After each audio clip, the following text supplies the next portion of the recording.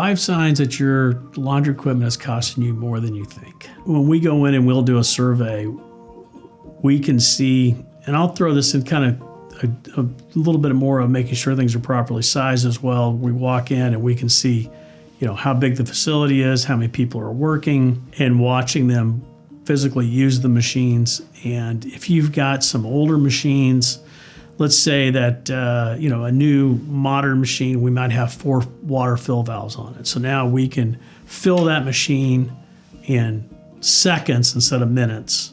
Well, it doesn't sound like a lot unless you do it 5 times. And so now you're cutting, 3 minutes off 5 times. That's 15, 20 minutes off the cycle. You don't even know it, that you think everything is working perfect. So we'll forget about just the breakdowns for a second, but talking about just the throughput of that washer. So it could be costing you time in terms of labor that you don't even know that it's getting you.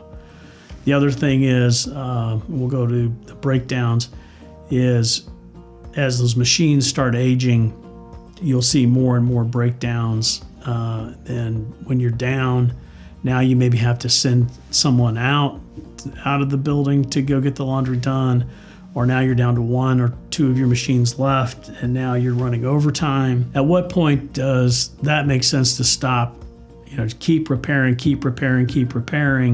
and go ahead and just pull that equipment out? Let's put new equipment in.